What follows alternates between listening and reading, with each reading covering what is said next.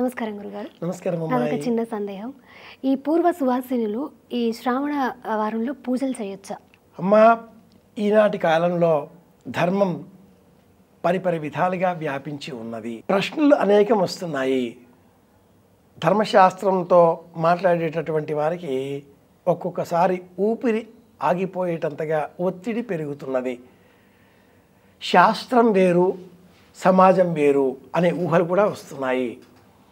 సమాజం మేలు కోసం ఏర్పడిన శాస్త్రం సమాజంలో వచ్చిన మార్పులకు అనుకూలంగా తాను కూడా మార్పు చెందే పరిస్థితులు నేడు వ్యాపిస్తున్నాయి.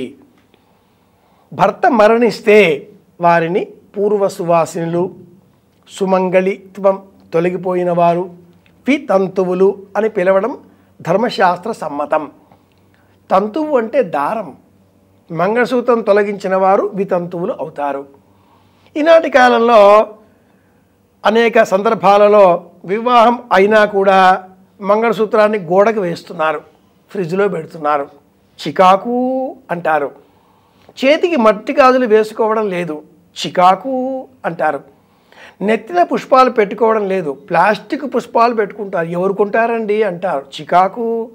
బొట్టు పెట్టుకోవడం లేదు, టిక్లీ పెట్టుకుంటారు, చికాకు. కాలికి పసుపు రాచుకోవడం లేదు, డ్రెస్సు పాడవుతుంది, చికాకు. ఇలాంటప్పుడు ఒక వర్గాన్ని, కొంతమంది మహిళలను మాత్రమే భర్త చనిపోయినవాడు అంటే వితంతువు, పూర్వ సువాసిని అనడంలో అర్థమేముంది?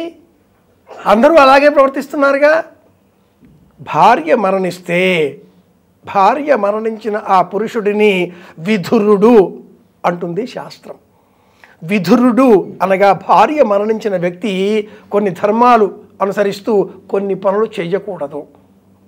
భార్య వియోగశ్చ జనాపవాదో రుణస్య శేషంకుజనస్య సేవ దారిద్ర్యకాలే ప్రియదర్శనంచ వినాగ్నిన పంచదహంతి చిత్తం. 5 మహా ఆపదలు. మొదటిది ఇల్లాలు వెళ్ళిపోవడం.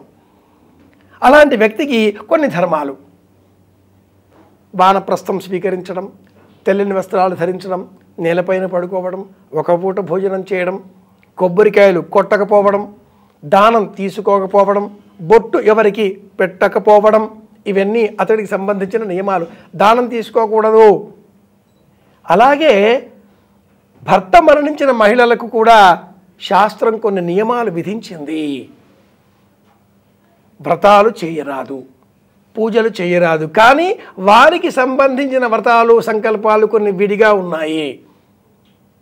వరలక్ష్మి వ్రతం, శ్రావణ శుక్రవార వ్రతం, మంగళగౌరీ వ్రతం, కేదారీశ్వర వ్రతం, ఇలాంటి వ్రతాలేవి భర్త మరణించిన వారు చేసుకోరాదు. ఖచ్చితం.